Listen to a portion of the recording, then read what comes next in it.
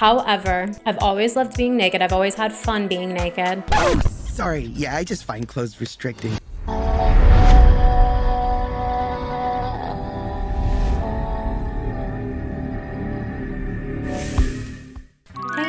It's ℂ𝕗𝕤𝕗𝕗𝕗, and thanks for coming back for another story time. I hope y'all have been well. I know I'm ready for this winter to be over, quite frankly.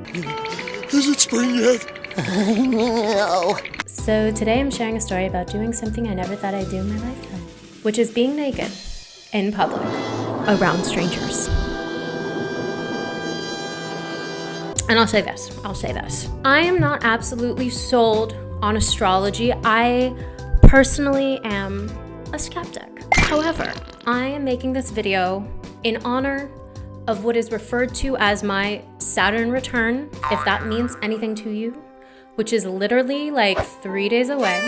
So I wanted to share a fun story, which I hope will match the energy of this next year of life. This channel was made possible by contributions from Patreon patrons and subscribers like you. Thank you. My question for you, have you ever been naked in public before? Was it legal? Let me know in the comment section.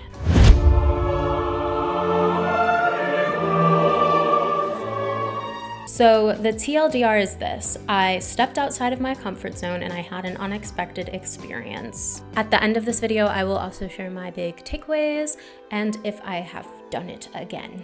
This story is definitely giving an Oprah trademark aha moment. The greatest discovery of all time is that a person can change his future by merely changing his attitude. Oprah Winfrey.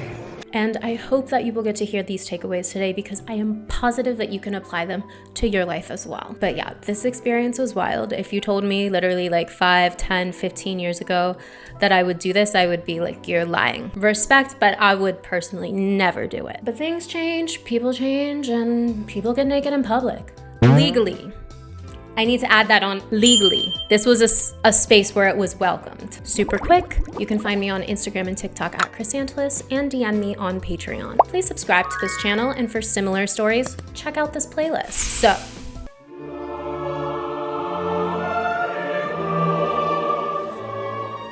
I want to start off with the reservations that I personally had around getting naked in public. This is the why as to why I would never personally want to do that. If y'all don't care about my reservations and my personal thoughts on it, feel free to use the chapter redirections and skip ahead to the story time. But these reservations, they all come into play with my big takeaway. So my first reservation was the public aspect, right? I had done this before in semi-public, semi-private, like at Korean spas where I'm only around femmes. However, I've always loved being naked. I've always had fun being naked. Oh, sorry. Yeah, I just find clothes restricting. But I just don't trust people. I'll share something right now. I don't trust people.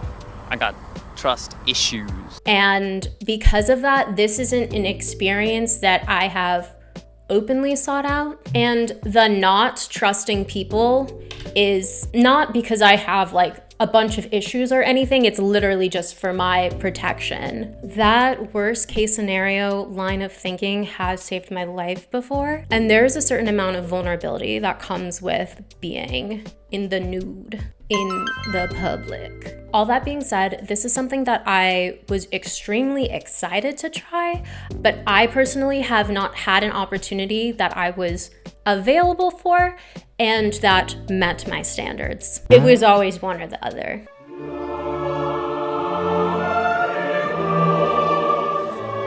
So my first standard that I wanted for this experience was for it to be desexualized. I wanted it to feel very neutral. I didn't want there to feel like any sort of eyes on me or pressure in that way. That's one, a desexualized environment, and two, I don't want there to be any phones or cameras around.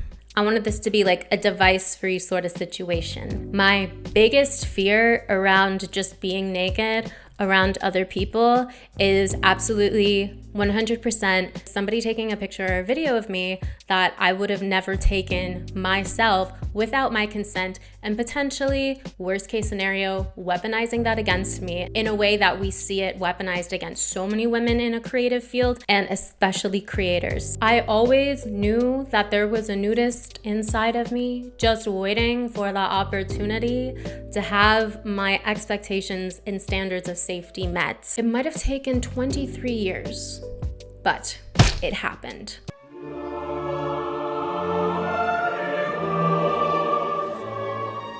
Let's set the scene. It is 2019. We are at my second Burning Man, and I am a young Wim Hofer. If y'all don't know Wim Hof, he is known as the Iceman. He has amalgamated a collection of exercises and breath work and cold exposure practices.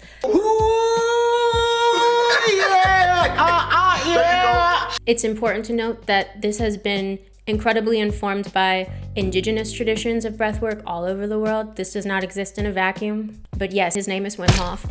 And he is somebody that I legitimately look up to. So when I saw that there was a Wim Hof camp, and when I saw that they were hosting Wim Hof breathwork intensives with cold showers at the end, yes, take my money. Even though you can't, because this is Burning Man and everything is free. I show up at this event. I do 40 minutes of breath work in which people are, I don't want to say passing out left and right, but there are people having breakdowns around me and maybe medical emergencies and definitely emotional emergencies. And I'm just there. I'm focusing on my own moksha. I'm enjoying the flow of it. But it was intense. Like, that's when I bring in other people's experience, I mean to say it was very intense breath work. It was Wim Hofing for 40 straight minutes. So that was 40 minutes to the beat of a drum. It was very intense. I definitely entered a tunnel. I had airplane ears. I had very fascinating bodily sensations, but that's all leading up to the end of the breath work. When the last beat of the drum has sounded,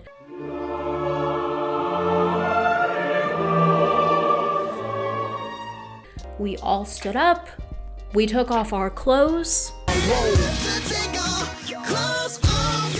and we went to where the cold showers were. We left that tent absolutely naked, all 30 to 40 of us, and it was like this massive geodesic dome. So that was the point at which I'm like, I'm really gonna do this.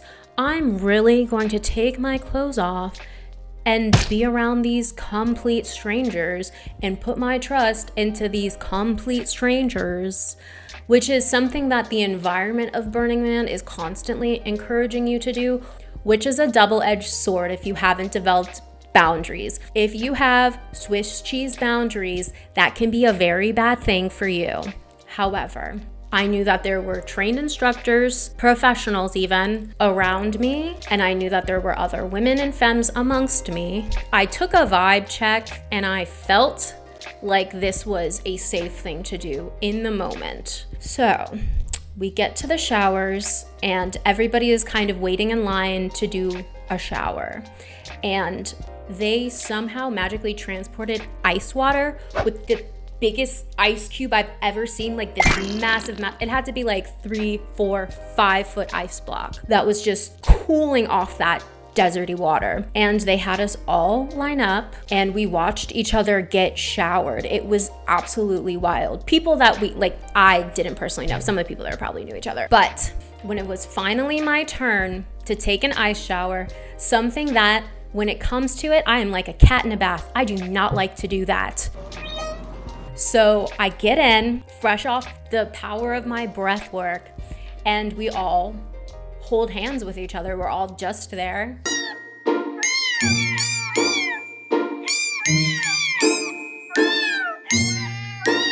In the moment, like when I say in the moment, I mean like dangerously in the moment, because then came the pain, and the shower first came at us from the front. So it's hitting us, it's like shaped like a cross. It's hitting me from the front right here.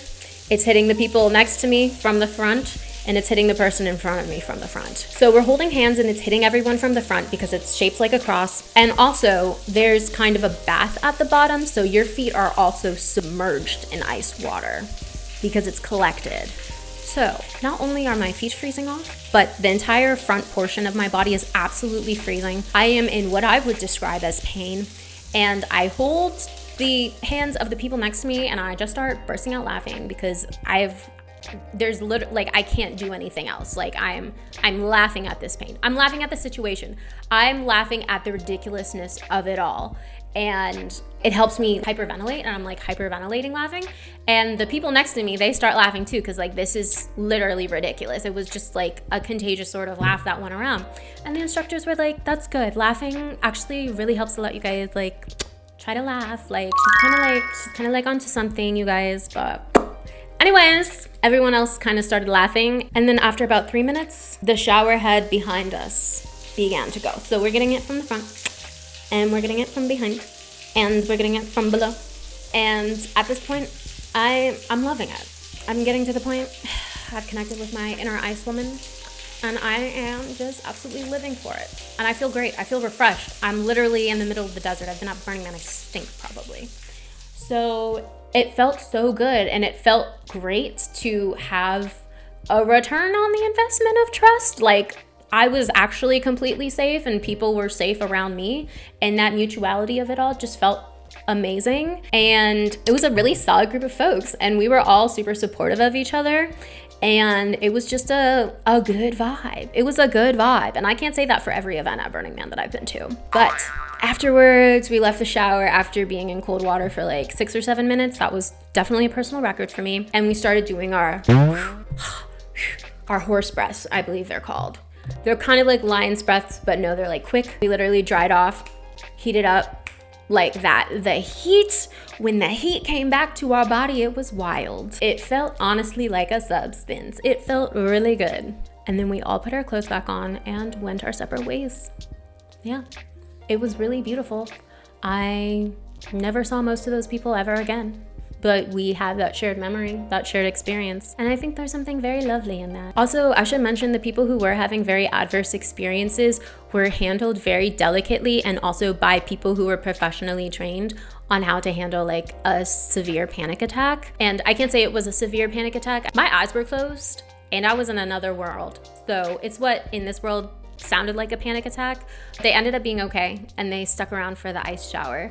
So I just wanted to say that everybody was okay. Side note.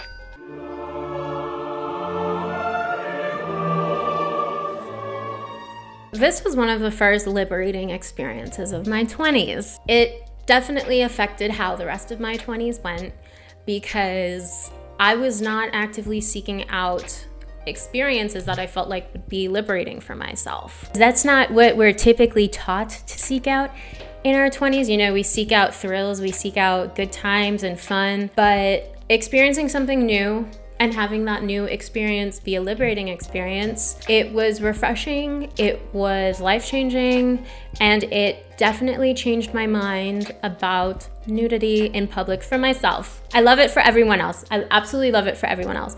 But for myself, it was like a moment of, oh, I can find an opportunity that matches my standard of safety, and also feel liberated and trust other people and all that good stuff. It was well worth the wait. And it also was a blast, which for me to have a blast, it can sometimes take a lot. And by a lot, I mean survival camping in the desert for 2 straight weeks. But hey, to each her own. So here are my takeaways. But it's time now to talk about what we've learned today.